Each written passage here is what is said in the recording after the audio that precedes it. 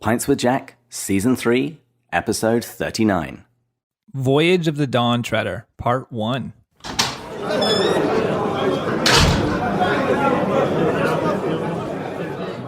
Good morning and welcome to Pints with Jack, a podcast where two enthusiastic C.S. Lewis amateurs get together, share a beverage, and discuss a work of C.S. Lewis. Now, this season we've read Till We Have Faces, but it's that time in the season when we return to Narnia.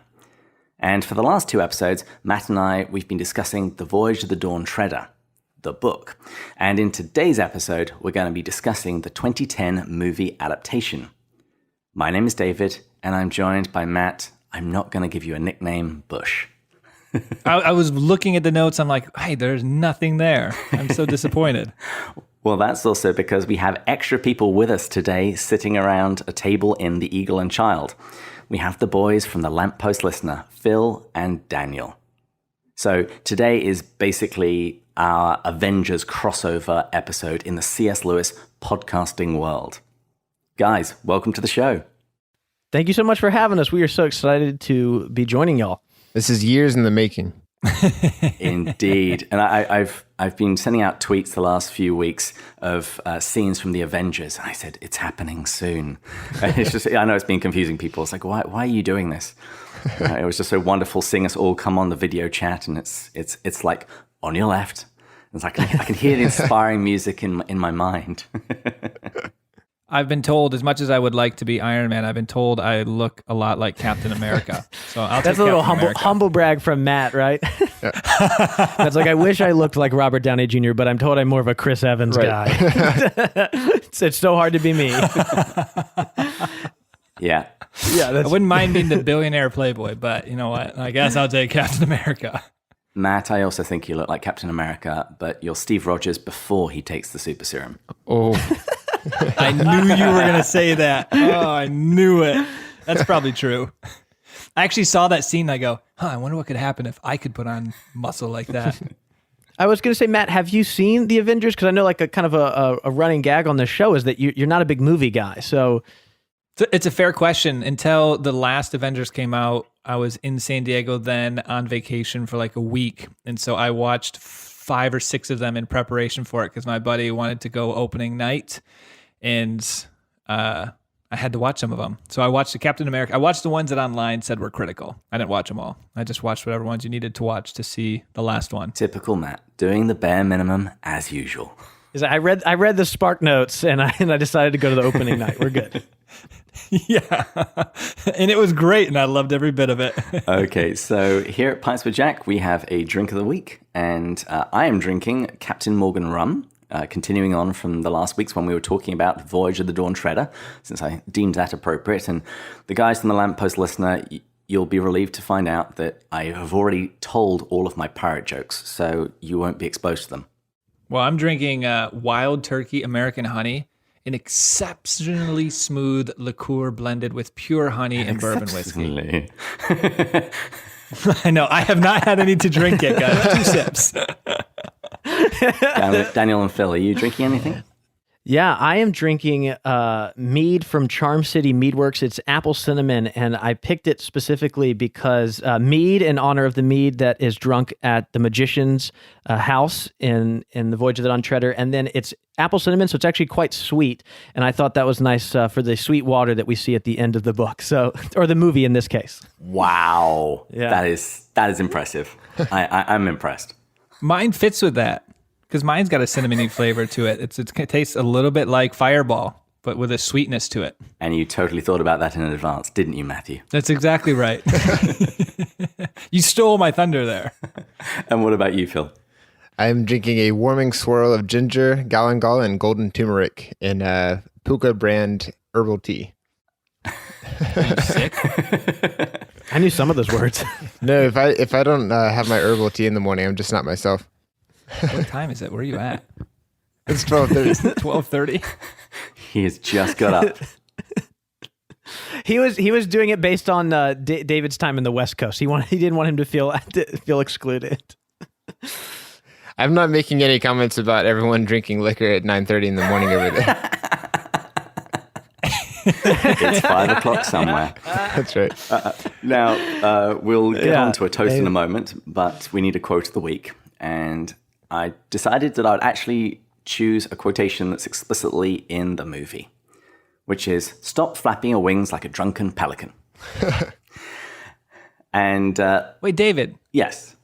Isn't the one with Aslan speaks at the end also only in the movie? Oh, you mean the touching line that he gives to Reapercheap? Yes. That would have been a more heartfelt choose that. choice. But we're not going to talk about that scene in this episode, which is why I didn't choose it. Oh, okay, good. You better choose it for next one then. And just to be clear, so we're setting up this episode like a Pints with Jack episode, and we're going to have a part 2, which will be much more like a Lamppost Listener episode. Anyway, back to the quote of the week. It's, "Stop flapping your wings like a drunken pelican." And listeners, it's your challenge to try and work this phrase into a conversation sometime this week. That is brilliant because you totally can. Someone just kind of losing it a little bit, complaining, and I just be like, dude, stop flapping your wings like a drunken pelican. Just get yourself together. Well, we had a listener reach out to us and she said that whenever she doesn't like something, she always goes, lies of poets from Till We Have Faces. So I'm just going to try and build up a list of all of the essential C.S. Lewis phrases from his books, which have to be worked into everyday conversation. A little bit later, we're going to, well, actually, no, that was in the book. In the book, Reapercheap keeps calling people poltroon. And I think that's a word we need to bring back. I like it. I'm still working on knickers in a twist and bugger into my repertoire, so I've got a few things now. How is that working out for you, buddy? Not good. I end up going back to the swear words, and I've got to work on that. David's very good about how that's bad, and he's correct, so I'm trying to start getting some British expressions in that will help me. It's like an Eliza Doolittle, but I'm going to turn him into a gentleman rather than a lady. You have to be careful with some of the phrases from over there because certain words mean very different things here. They do. And people give you strange looks if you use them. That was my first week in the States. I did just read a quote on Twitter that says, "Turn to the Lord and say, I'm a clay and you're the potter." It's like, David, you're my potter. I'm the clay. You can just morph me. No, I don't take that job. I give that one to the Lord. I'm not You accepting would say any blame. that. That's what you should say. The right answer. So each week on Pints with Jack, we toast one of our upper tier Patreon supporters, and today we're toasting Peter Kavanagh. So if you'll all please raise your glasses. Peter, in this life you'll have some successes, much like the movie adaptation of The Lion, the Witch, and the Wardrobe. You'll also have some times when you face troubles, much like the movie adaptation of Prince Caspian. But I pray that if you ever face a real disaster, much like the movie adaptation of The Voyage of the Dawn Treader, I pray that you'll call upon the Great Lion and hope for a brighter future someday with Netflix. Cheers. Cheers to that. Cheers. David, that is slow clap worthy. Oh, that was wonderful. That was brilliant. And Peter sent the nicest message into our Slack channel that was just about the ministry and loving supporting it. And I'm terrible at responding to those things. So this is my time. That was really kind of you to say that, Peter. So we are so grateful for you, your support, and allowing us to move this forward. So how about Lamppost Listener, guys? We know you, but this is the first time. David, you haven't interviewed them without me, have you? I have not. There we go. So this is the first time you've been on the podcast. So how about you introduce yourselves? And let's start with you, Daniel. Yeah, so we run a podcast called The Lamppost Listener. It is a show where we go chapter by chapter through the Chronicles of Narnia. And this always works out really well because we just wrapped up season 3 where we read each chapter of The Voyage of the Dawn Treader, and we are getting ready to launch into The Silver Chair. So it's kind of similar in some of the things that y'all do, that we read a chapter at a time, although I know you're reading a couple of chapters for Till We Have Faces. But we just love the works of C.S. Lewis, especially, obviously, Narnia, and we just dive into them and talk about just how wonderful they are for both young readers and older readers. That's fantastic. Phil, how about yourself? Yeah, so I'm Phil. I am a co-host with Daniel. Daniel does a ton of the audio work and the planning and the interacting with people, and I make the cover art and make little comments here and there throughout the show. So Phil, you're me, and Daniel is David. Right. I'm kind of like the guy who's kind of like Captain America. Yes, perfect. You're Captain America. That's what I was getting at. Like a copy of a copy. And we didn't mention this, but one of the kind of fun parts of our show is that I have read most of the books as an adult, and I kind of refound them as an educator, first reading them as a fourth grade teacher, and that's what made me fall in love with the books again. But Phil has never read them as an adult, so each chapter we cover, he legitimately doesn't know what happens next. So that's a really fun part, kind of like what's been happening for y'all this season. This dynamic is just very similar. David's the brain, I'm Pinky. Like most of these books I go into, maybe I've read them once before, but he knows a lot more about the Lewis stuff. So I'm enjoying this. So now I'm glad I have some company and I'm not on my own, Phil. Matt, I have an idea. How about we do a spinoff podcast about Pinky and the Brain? We watch one episode. Yeah, but who's gonna produce it? You guys are just going to be talking to one another and be like, "Oh, we didn't record it. I guess that was just fun hanging out." I didn't say we were going to publish it. I said we should have a podcast. Oh, okay. So if we ever get the boot because we don't do enough work for them, you and I can start let's make a pact here that we'll team up and create our own podcast just in case we get the boot. All right, let's get it on the record. I've already got the opening to that podcast. It's, what are we going to do today, Brain? Same thing we do every week, Pinky. Record an episode of Pinky and the Brain, the podcast.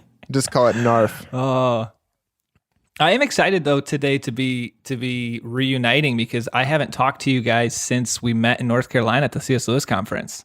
Yeah. And that was a really fun time. You guys remember when we were sitting on the porch with Douglas Gresham? That was pretty crazy.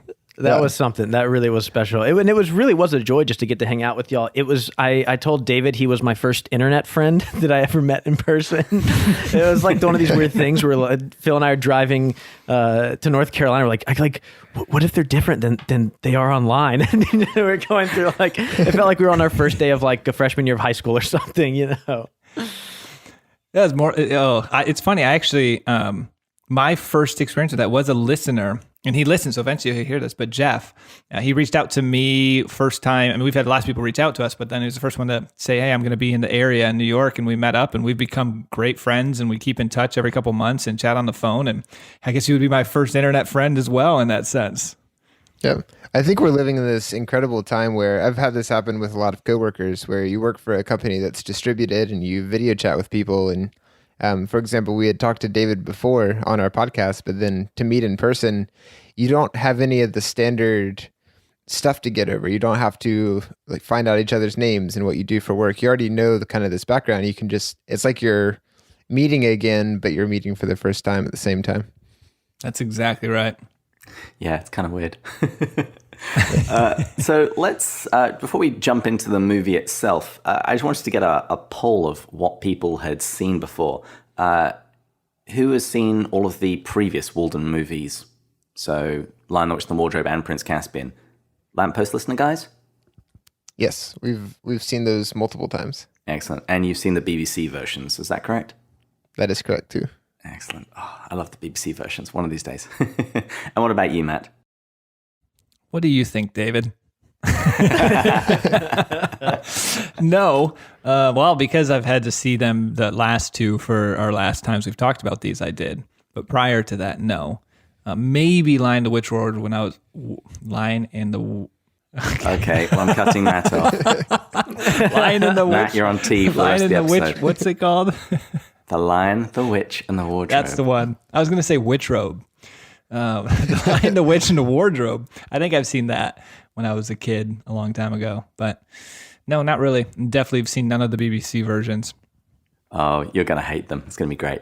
I just wanted to ask you guys what you think about adaptations in general. Are you the sort of person that demands real fidelity to the book, or are you okay with people changing stuff? I know I've talked on our show a couple of times before. At this point, we have covered all the BBC adaptations except for Silverchair, and we've watched all the movies and the 1979 cartoon that CBS produced as well, too. And I have, which is not great, by the way. And I have always said that I do not mind adaptations making changes to the source material because, in my opinion, I can always go back to the source material. It's not like, when they made The Lion, the Witch, and the Wardrobe, they burned the book and we're like, all right, now it's only the movie. That's the only thing that exists of this story. Like, it still exists. And so even if they change some things, I don't mind. In fact, I've gone on record as being, I'm a big fan of the castle raid in Prince Caspian, which I know a lot of people don't like, and that's a huge addition to the text. So I don't mind adaptations taking things in a new direction as long as it's good, which is not the case with this movie. Yeah, I think I'm with you on that. I'm okay with adaptations changing stuff. It's a different medium. You have to do it. That's fine. But I just need to feel like the filmmaker understood the book and the changes come from that, which again is not the case in this movie. What about you, Phil? Well, I was going to say I agree with that last point so much. As long as the team making the film truly understands the source material and then makes a change, I think that's fine. It's when the change goes completely against what the author may have intended. That's where you run into trouble. But I forget which movie this was. They made a movie directly from a book. It was line for line. Everything was exactly the way it was in the book. And people didn't like it because a book doesn't translate to the screen very well if you don't change a few things. Like the pacing's different, the way you narrate is different. Everything just needs to be altered a little bit in order to work on a different medium. And so I think that a lot of people think they want the book to be exactly the same, but once they actually see it, they don't like that. I can't believe I'm more in the minority here, guys. Oh, really? Well, I mean, I agree. If it's if it's done well, I'm just from my own personal experience being a book enthusiast and then sometimes going to see the movies. In very, very rare occasions have I been pleased with the movie. They've all let me down. Even one I did recently. What was it called? It's that famous one, David. My brain is literally must be fried today. Oh, the famous one. It's the. Can you give me a slightly more? Oh, it's got the music. It's got the musical. Jean Valjean, Les Miserables. Les Miserables. Les Mis. I read the book and I was like, the movie was terrible, awful. I watched I watched the two recent ones with the Liam Neeson and Hugh Jackman. Terrible. Hated them both. The only movie adaptation I think I have liked in depth is Lord of the Rings.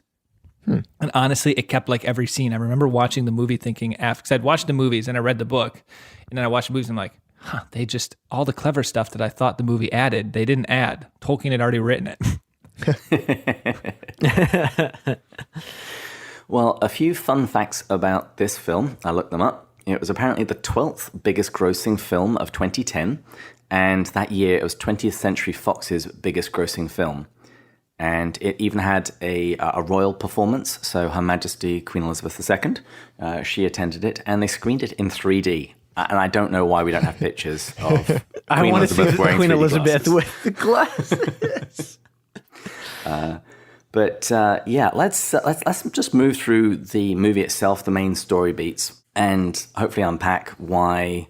At least why I personally regard this movie as the Rise of Skywalker of Narnia movies. Oof. And I know I disagree with the Lamppost Listener guys on the recent Star Wars, but it had so many... Oh, no, we agree on episode 9, don't worry. Okay. Because it had so many of the same things. It was like wonky dialogue, serious pacing issues, lots of MacGuffins, lots of, we now have to go over here and get that for some reason. And it was a confusing plot with plot holes, and particularly in this movie, there was so much of tell, don't show. So you had people articulating stuff just in case the viewer is that stupid that they don't realize what's going on. Oh my goodness, this is fantastic that you're saying all this, because I was the viewer that was like, I really like this movie. I'm glad they're really spelling this out for me, because I've never seen a lot of the other ones. In my notes, Matt, I've written, it's a movie for small children. Dumb small children. I take it gracefully. So I'm just going to walk through the beats and people jump in and tell me if you have any short thoughts to share. So I really like the opening where it kicks it off with Edmund trying to enlist. I really felt like it was nice to see a little bit more of England for a change. Although there was that really kind of weird point when Lucy learns to tuck her hair behind her ear. Yeah. It was funny though when he used the name of Alberta. Alberta. Yeah, and he's like, it's Albert A. And then Lucy walks in, Edmund. I laughed. I actually didn't mind that whole beginning story beat with Lucy and the hair, because I think one of my, I don't want to get too far, obviously, into the movie at all, but, one of the things I dislike about this movie is just how I felt like the themes are kind of all over the place as opposed to the book.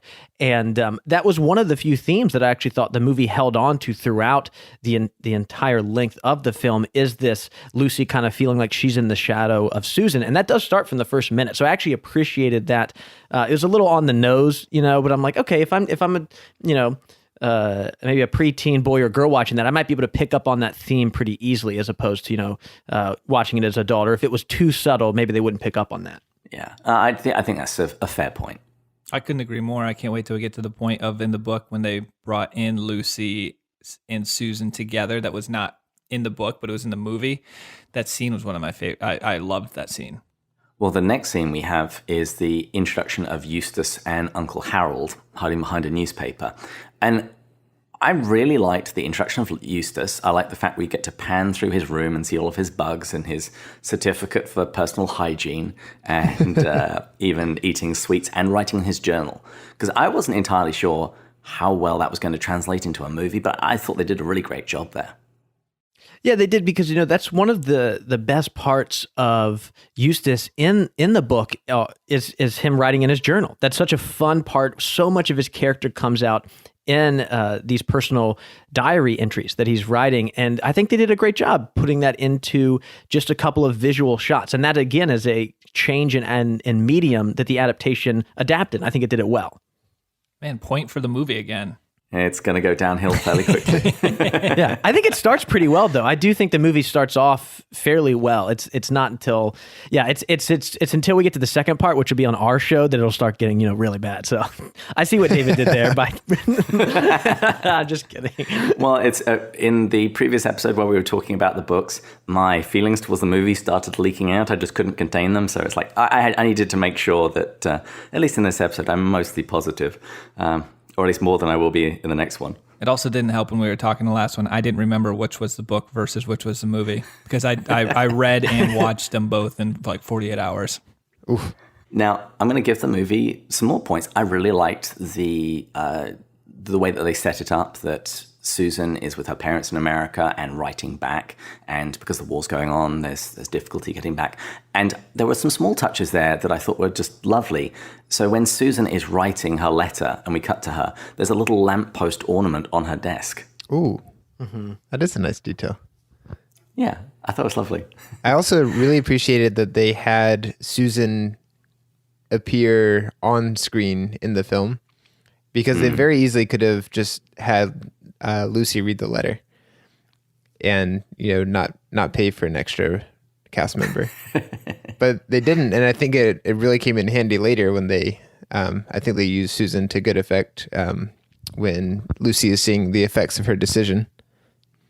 Oh, absolutely. Well, and that's a good point, because one of the biggest issues with adapting these books into movies is that and actually I think just recently I think it was Dr. Crystal Hurd that brought this point up recently. We were talking to her a month or two ago and talking about how interesting these books are, because each one is so different. She kind of compared, she had her hot take of Harry Potter being kind of each one's pretty much the same until you get to Deathly Hallows. But with all of Narnia, each book is extremely different. The themes are different, the characters change, and that's so great for a book series. But I think one of the things that Hollywood really wants to do is have some kind of, thread from the first movie to the last movie. And that's why they've struggled to adapt these books, because, like you said, they want to put Susan and Peter back in, but they don't appear in this book. But if you've watched the first two movies, you want to see your favorite characters return. And so they kind of find, and we'll get to this when we talk about the White Witch later down the road, they try to shoehorn other things in, because that's what you expect from a, blockbuster series. Like to talk about, Avengers, you expect to see the same characters in each one. And that's not what Narnia is. Yeah. Now, the next major beat is they're all in the bedroom and looking at the picture. And it was quite strange because they change Eustace's poem from the book. It was like, all right, didn't you like Lewis's poetry? Bit harsh. But one of the things that they do in the movie, which I did like, is that they put a greater emphasis on the different kinds of books that the children read. And that came through quite strongly in the dialogue, whereas in the book it's all in Lewis's own commentary. When he's talking about, well, if Eustace had read the right books, he would have known that this was a dragon. So they actually brought that into the dialogue, which I thought that was a really solid entry. And the humor throughout the movie was a little bit hit and miss, but in that scene there were some ones I really liked when Eustace says, "Oh, rubbish picture." He says, "Well, you won't see it from the other side of the door." and I found all of the sweets and I licked them all. They really did a good job with both the casting for that, just kind of the way he comes across, but also the ability later on to behave a little bit better. Completely agree. I thought the casting was very good. I thought some of the acting was a little bit hit and miss. I think nearly all of them they could have done better jobs in certain scenes, but the casting I thought was superb. And then they have this big scene where they are pulled into Narnia. I love this because it's a very difficult thing. I can't imagine trying to set up those kinds of shots. But I really love the way that they get sucked through the picture, all the water comes out and fills up the room. Yeah, it's really well done. It's actually my favorite transition of the three movies, and all of them are very spectacular. I enjoy all of them, but this one, I love the juxtaposition of all of for not just for Eustace, but for Lucy and Edmund too. There's all of this fear of we are drowning in a bedroom, and then just the quick switch once they see the ship, and then they realize it's Caspian. Like that is just a really great change in emotion and in overall atmosphere so quickly, and it's different than the first two transitions, which are usually just joy and discovery, and this one has a lot more fear in it in the midst of the transition, which I think is an interesting way to film it. More of a eucatastrophe. We're drowning. Oh no, we now get to see Caspian again. What was the middle one transition again? In the movie, they were on the railway station. Okay, because I liked in the first one how there's like you're kind of, if you think of stepping into this country where you're going to be the country of Aslan. This wasn't the full country of Aslan, but getting into Narnia, you're going through this unknown of a wardrobe, or here you're going through fear. And I do like how that's something when we think of our own faith journeys, unknown, uncertainty, fear, stepping out into that, being afraid. Sometimes they're like prerequisites in certain sense because it pulls us outside of our comfort zone. I don't remember exactly what the second one looked like, but if that fits that same vein. But yeah, I agree. The fear was recognized when I was watching it. They did it well. And just the way they stack things on top of each other, where the water's pouring out of the picture, then the room's completely flooded. Then it seems like they're going to drown, and then they finally clear, and the ship is almost on top of them. Isn't it like that? Like the night is darkest before the dawn. I mean, isn't that so true in the faith journey too? You get into these really dark spots, you think it's done, you're losing hope, and like those are the moments when the biggest change is happening. Although the pedant in me does have to point out that Lucy didn't kick off her shoes, which Lewis tells us that she did in the book. It's kind of like his advice for being in a wardrobe. He has to be this kind of avuncular figure and just remind children, never shut yourself in a wardrobe. And if you find yourself in water, kick off your shoes so you can swim. Yeah, I wish he would have had some of his own kids like little babies because he's such a dad. Although it's now we start coming to the things that began to annoy me in the movie, because they say, "Are we in Narnia?" And I said, "Yes, you're in Narnia." It's like, no, they're not in Narnia. Narnia is the land, not the world.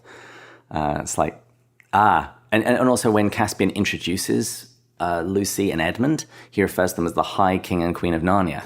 They're not. That's Peter. But I was very pleased to see that Caspian's Spanish accent was gone. So you're glad that they got rid of it? Yeah, it lacked consistency, but fine. It was. I think it was just Ben Barnes's portrayal just kept me thinking of Inigo Montoya. You killed my father. Prepare to die.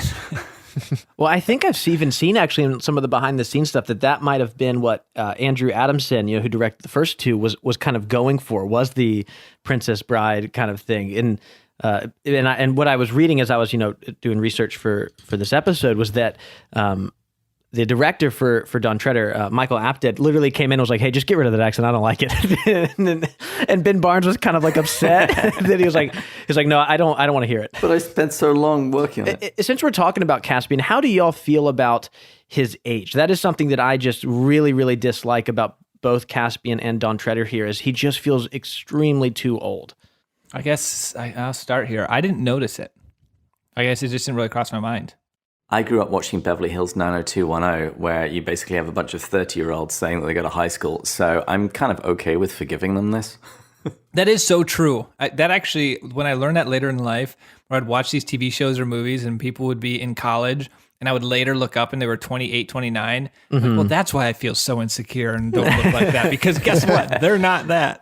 Yeah. They're 6 to 8 years older. But these men would be just full on beard and all this stuff. I'm like, that's not normal.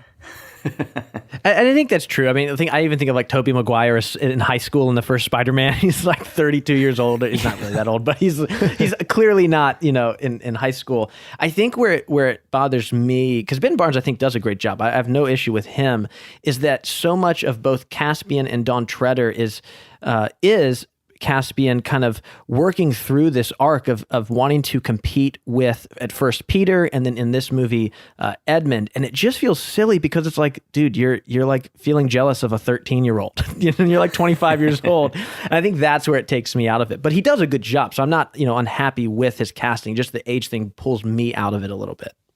I could see that because I didn't notice that myself. It didn't like offend me, but now that you bring it up, his journey from, and at the end, and again, this is me not remembering the book versus the movie, but at the end when he mentions he thought his journey was X, and then he thought he was always focusing on what was taken away from him, and then he starts realizing what was given to him or something like that from his father's death. And I remember that was really powerful of the sub-theme of his own journey of understanding his calling and his mission in his life and how he views that. And so you are correct that you would assume that would be from a younger age person per se. Mm-hmm.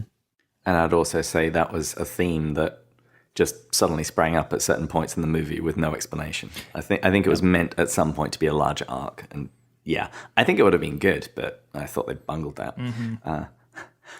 But they then get to Caspian's cabin, and I love that because there were paintings all around of scenes from earlier books, earlier movies. And I even saw, it says once a king or queen of Narnia written on the back. But it was in that scene where I started to see some of the way that they changed the dialogue. So in the book, when Caspian gives Lucy back her cordial, he says, "Take back your own queen." And in the movie, it's, "Of course, they're yours." It's like, that's not quite so cool. Although I did like the fact that they reintroduced Edmund's flashlight, or his torch, whatever you want to call it, if you're English or American. Wait, I didn't. What was the backstory? I thought that was like a joke they put into the movie. So the flashlight was something from earlier? Yeah, remember he has it in the Prince Caspian movie as well too. They even use it in like the castle raid, and the joke at the very end of the movie is, "Oh, I left my new torch in Narnia," and everybody laughs and the movie ends. I'm wondering if I actually watched that movie, David. I'd have to go back and listen to it because I don't remember the train scene. I don't remember any of this movie. I might have just read the book, honestly. Well, that's okay. But the movie's pretty good. I didn't hate it anywhere near as much as this one. Because, of course, at this point, we have Caspian pining after Susan. He hasn't found anybody to compare with your sister. It's like, ugh. Let's keep this moving. And it was also in the cabin that we hear about the major plot changes. It's not that Miraz sent the lords away to explore. It's now that they were fleeing from Miraz to the Lone Islands. And then other things happen which are equally stupid. So, well, we can't avoid it any longer. They arrive at the Lone Islands. What did you make of all of this? The arrival and ambush. This is...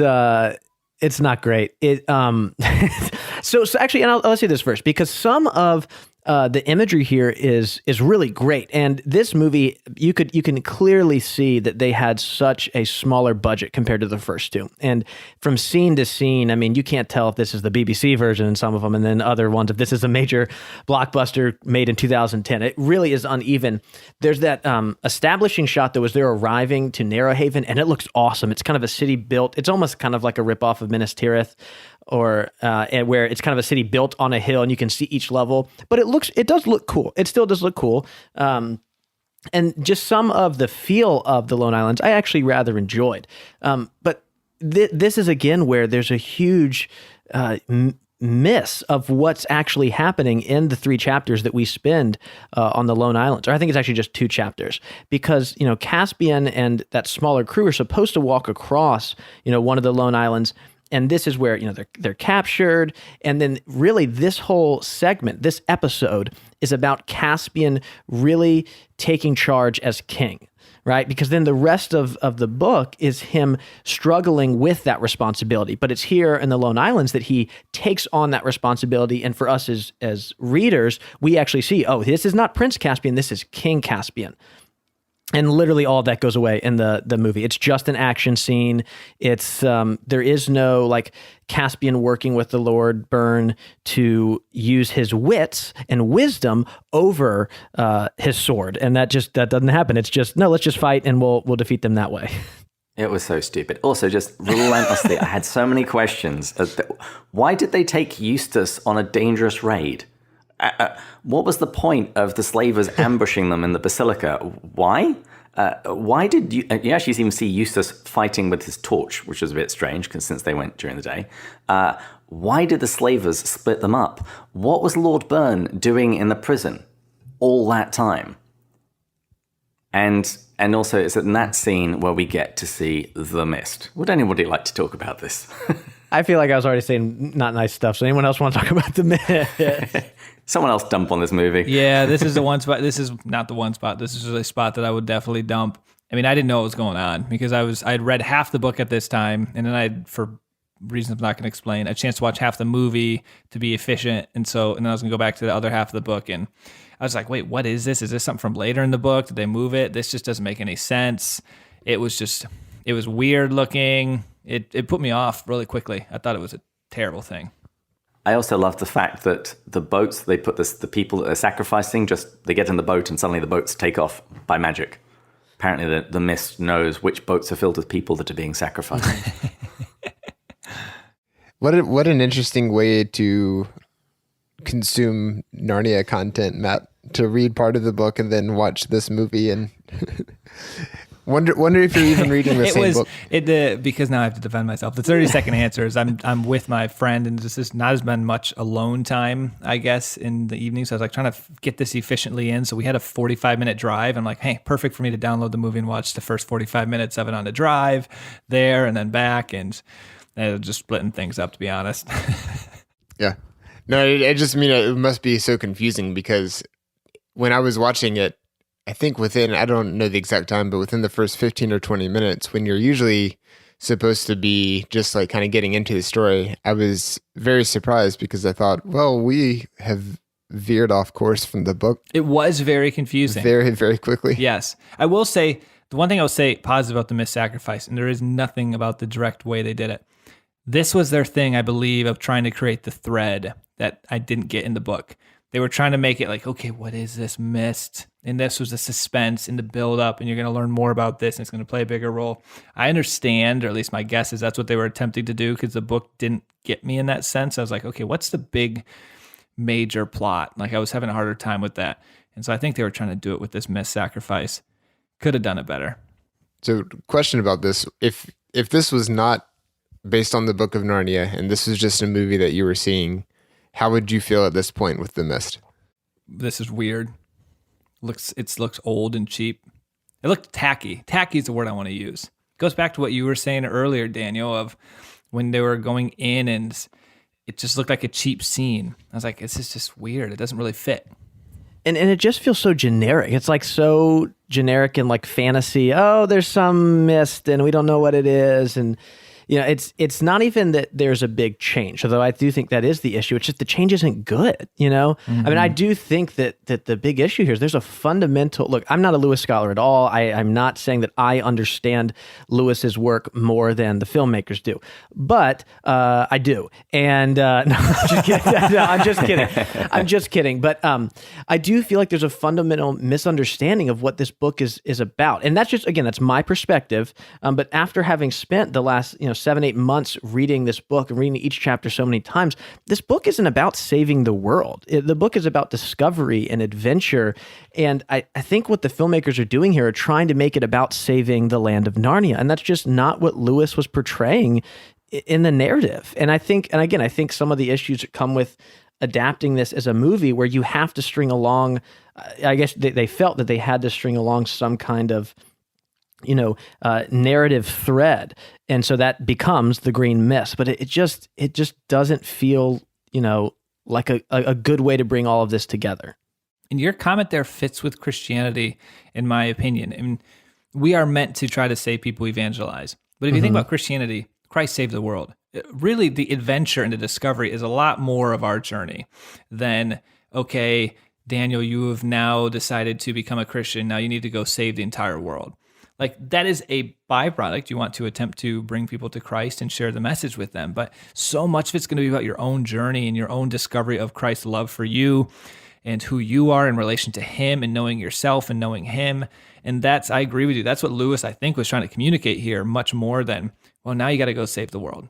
And that's so good, Matt, because I think even in my personal life, I feel like so many times I get frustrated by all kinds of different things in my faith walk, and a lot of it comes down to this thing of like I'm trying to sanctify myself, and that's the issue. It's like I've really misinterpreted what's supposed to be happening here. It's God that's sanctifying me, or even if it's more an outward focus, where it's like you said, evangelizing or justice or something else. There is this misunderstanding of no, it's not me doing any saving or me doing any evangelizing. It's Christ, and I'm just a tool in that, and I am frustrated because I have misinterpreted my role here.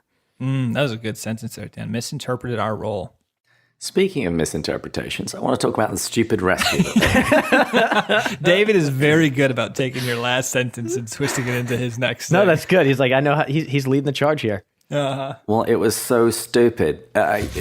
In the book, the way that they overcame the Lone Islands was clever.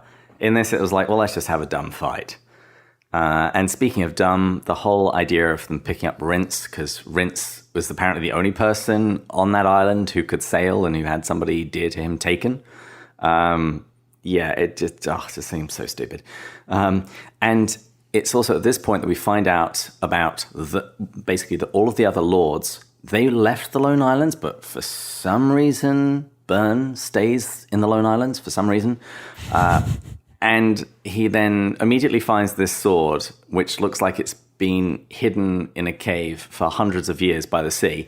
And the Lord Byrne explains that it was a sword that was given to him by Caspian's father.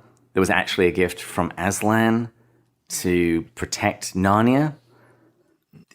What? This is like, David, have you ever seen like the things on the internet where they make like some AI write a script for something? They feed it every episode of Seinfeld, and then a computer writes an episode of Seinfeld. I have. It's like they threw all the Narnia books at a computer and like, hey, write a plot for us. And it's like, Aslan found these swords. Also, it just becomes so generic. It's like, what? That might have been it changes the best. what we know about the Telmarines. Weren't they killing the old Narnians? Didn't they conquer? Wasn't that Yeah. the point? But Aslan's handing out swords to them. It's like, good job. And why did Byrne stay there and keep his sword when we'll find out very soon that was the dumbest thing he could possibly do, because those swords are needed, miles and miles away at sea? Yeah, it really changes who Byrne is, because when we look at it as, okay, these lords were going out, they were running away from the Miraz, and they were just exploring out further east. Well, Byrne, I think he finds someone, he marries someone who lives in the Lone Islands, and he settles down. So he just gives up on the adventure to start a new adventure of family life, right? It's not, but here it's like, oh no, he's just a coward who they had a mission and he just gave up, and I will say, though, I actually really liked the inclusion of Rince as a lone islander. I thought the whole time in the book, I kept confusing him with Rhine-Elf, and so I actually was really happy to be like, okay, here's a distinction between the two peoples. I didn't mind that. Well, they then go on board the Dawn Treader, and we get a little bit more of Eustace's journal, which I liked. The scene of him talking to the seagull, which I thought was funny, but then there was really hammy acting from the Minotaur and another Narnian. That was the best take they got. And man, Minotaurs are expensive. Yeah, well, And then you have the incident where Eustace steals an orange, and this replaces Eustace taking water when they ran out of water. And here the stakes are far lower. and Reaperjeep is far more comic, period, exclamation mark, which is also just bad grammar. Come on, Reaperjeep. And Reaperjeep seems far more intent on teaching Eustace a lesson, as in nurturing him, rather than it being a matter of justice and honor. I didn't mind that change so much. Yeah, it didn't offend me at all. I don't have something super deep to say here, but I either way would have worked with me. I do think in general that the relationship between Reaperjeep and Eustace was pretty well done. That was maintained, but in the adaptation, I liked it. Yeah, it was a little different, but I was okay with it. And then at the end of that fight, that's when they discover Gale, which I found really boring, and it seemed like she was only there just to give Lucy something to do.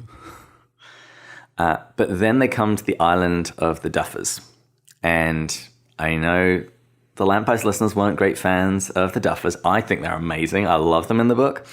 But it was also the stage when they really deviated from the order of the book. Skipping over the Dragon Island, Burnt Island, and Deathwater Island will come a little later. But I didn't like the way they handled that. Lucy's abduction, it just seemed too rushed. And again, they land on an island. I have a whole series of questions that just go unanswered. Why do they think it's uninhabited? They're just looking at it from a great distance. Why go ashore and sleep on the beach? That seems strange. Why not set a guard? Remember what happened at the last island? You should be a little bit more paranoid by now.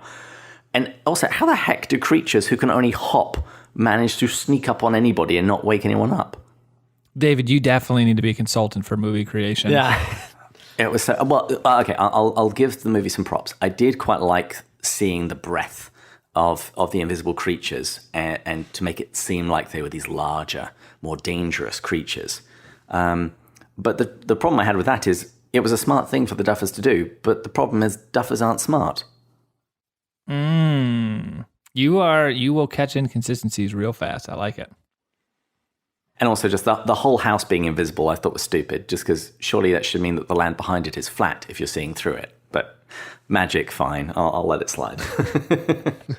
That's what makes this so difficult is you're already suspending so much disbelief that the little things, they can kind of be swept under the rug of, oh, this is magic too.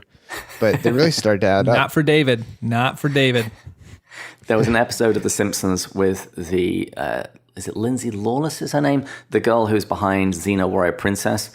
And in The Simpsons, she's at a panel like Comic-Con, and a nerd gets up and is like, in episode, in scene whatever, you were initially riding this kind of a dragon, and in the next scene you can clearly see that the dragon's changed. And she said, oh, no, a magician did it. And I said, well, what about in episode is a magician? Whenever there's something that you don't understand, a magician did it off screen. Yeah. I am... obviously Phil and I have been very vocal in our not being huge fans, our dislike, I should say, of the Duffers. And I don't like it here.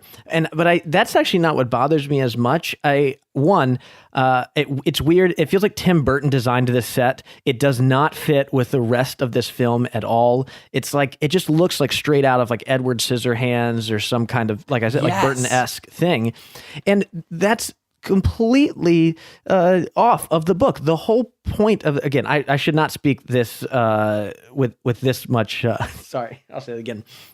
Yeah, I should not speak with this much authority because I have zero. But the whole thing that's weird about this island that they come to is that when they get to this house, here Lewis says there were level lawns in which the grass was as smooth and as short as it used to be in the grounds of a great English house where 10 gardeners were kept.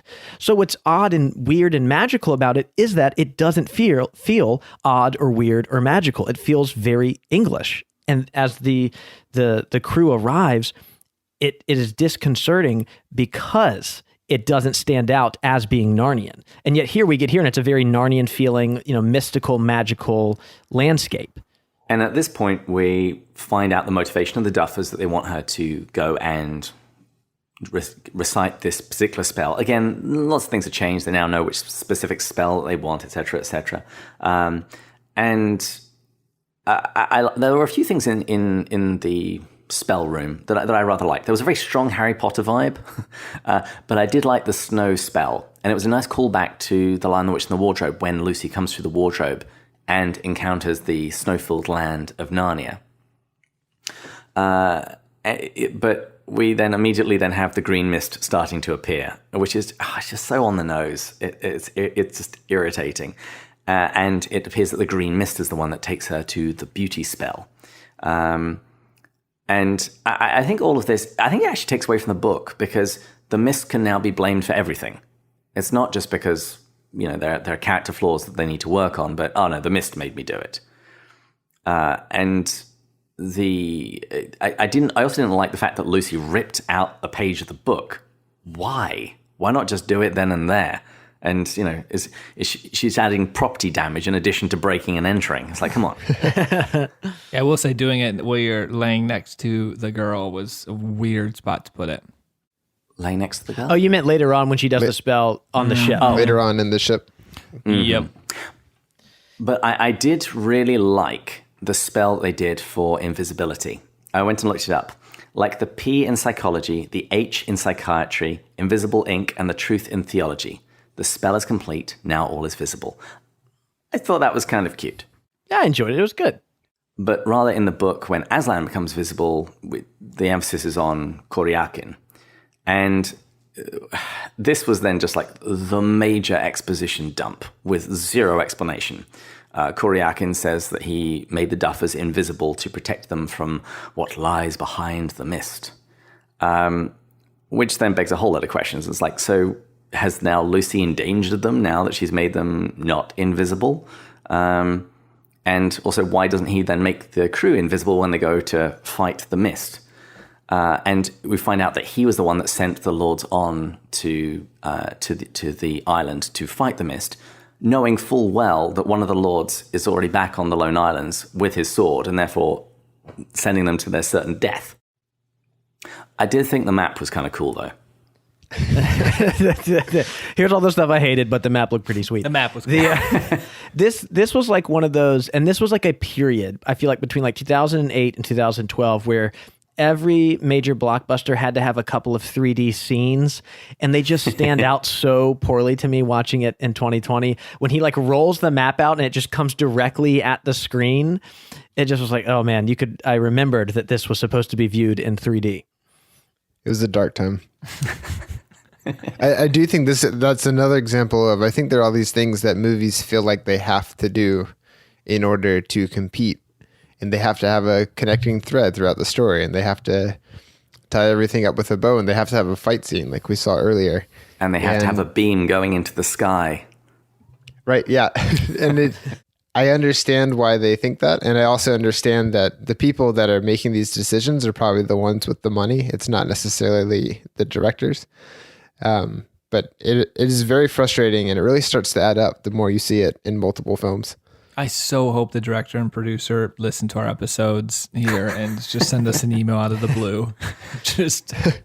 Well, our mutual friend Douglas Gresham, he spoke quite a bit about this back in November, right? And I think I won't share too much, because I think actually William O'Flaherty has that interview posted, I think, over on his podcast. But he talked about that this was there was not as much of a working relationship between the Lewis estate and this movie. Obviously they were working together, but there was a lot more distance.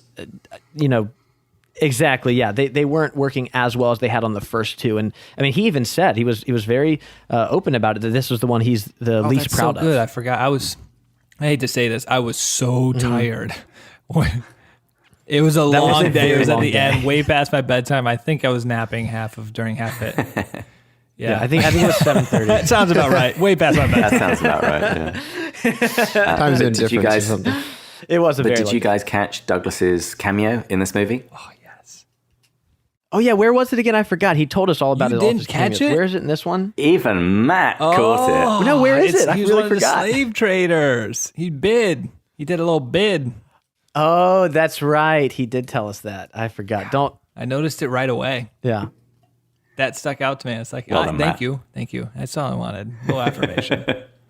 Okay, so they leave Coriakin's island, and they now have to follow this blue star, or at least when it eventually appears. But we then cut straight into a Tempest, and they're arguing about whether or not they need to go back. And That was, again, just some very strange dialogue, because Drinian wants to turn back, and Caspian talks about telling Rince that they're abandoning the search for his wife.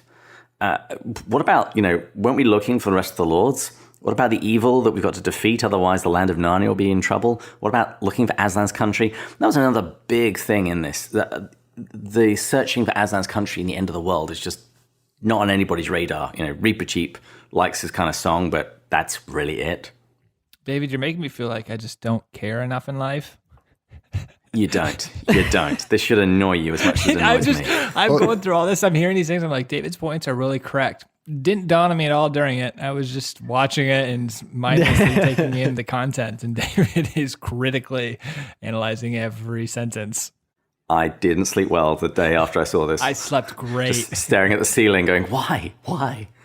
Continuing Matt's point from earlier, I do think it would be great to have David sit in the room with people who are adapting a book to the screen.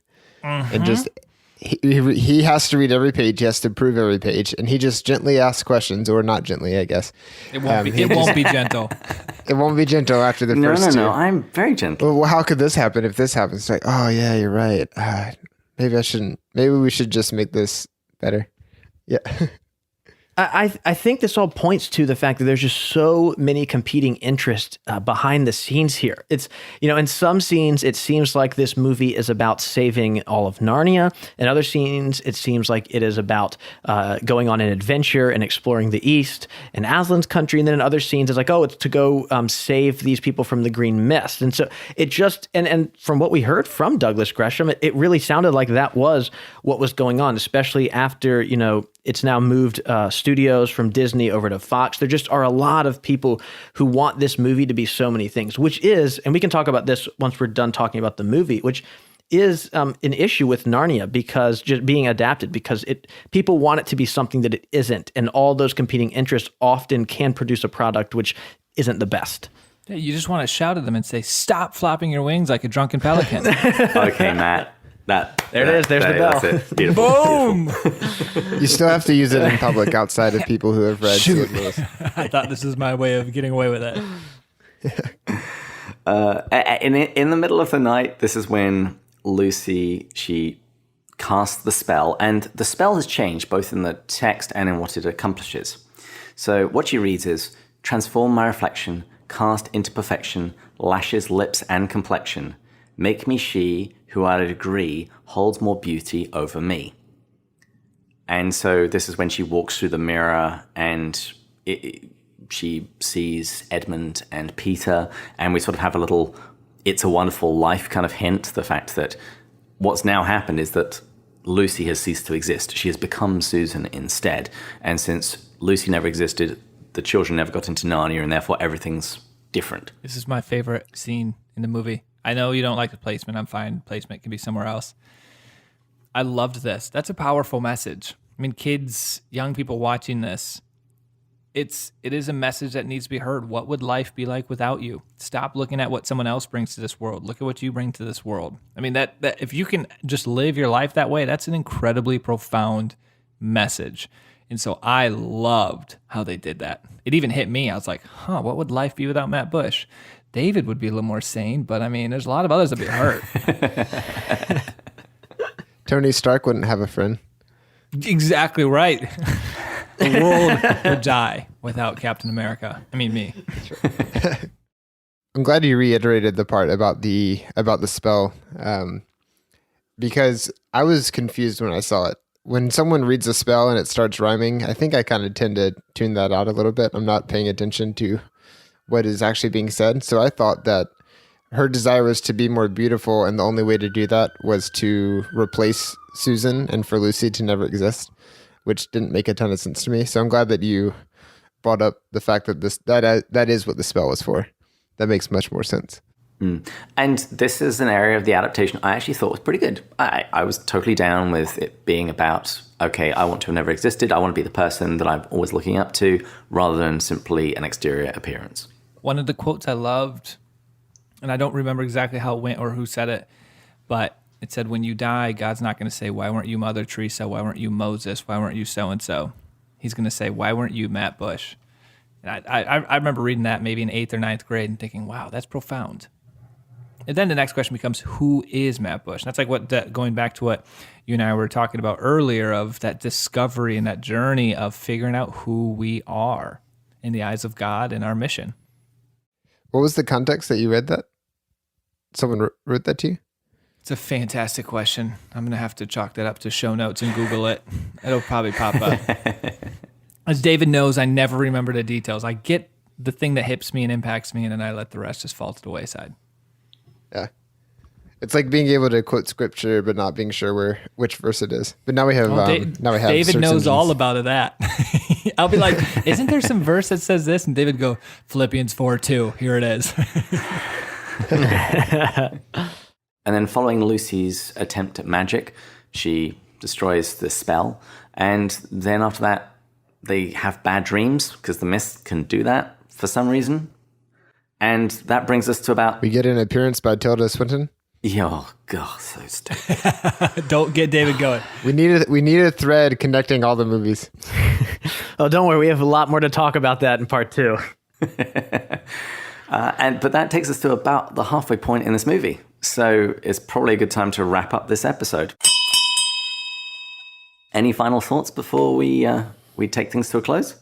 I know we've been talking, about a lot of the things we dislike, but I will say that I am glad this movie exists. I'm not someone who's like, oh, it just would have been better if they'd stopped at 2 or something. But there are so many great parts of seeing this movie adapted with a large budget like this. I know it was obviously a smaller budget than the first 2, but it still is like it's a large blockbuster. And it's great to see these things on screen. Like no matter, how the rest of the movie goes, that first scene as they transition into Narnia, it really does feel magical. And and I see even from our own listeners over on our show, just how many people engaged with these books first through the movies itself. Someone catches this movie on cable, right? And then goes and opens the book. So it's totally worth it to me. And so I am glad that this movie exists. And on that uplifting note, Daniel and Phil, thank you for coming on our show. Thanks for having us on. It's been delightful. Absolutely.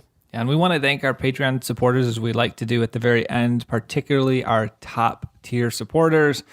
John, Kate, Rowdy, you guys make this possible. Thank you guys so much. And all of our other ones as well, because this is a ministry and people giving their hard-earned dollars to be able to support this. We love doing this. It's so much fun to be able to have people like Phil and Daniel on, to have these episodes edited. It's just fantastic. So thank you guys so much. And join us on the next episode, when we'll be finishing Voyage of the Dawn Treader, and we're going to be going Further up and further in. Cheers. Cheers.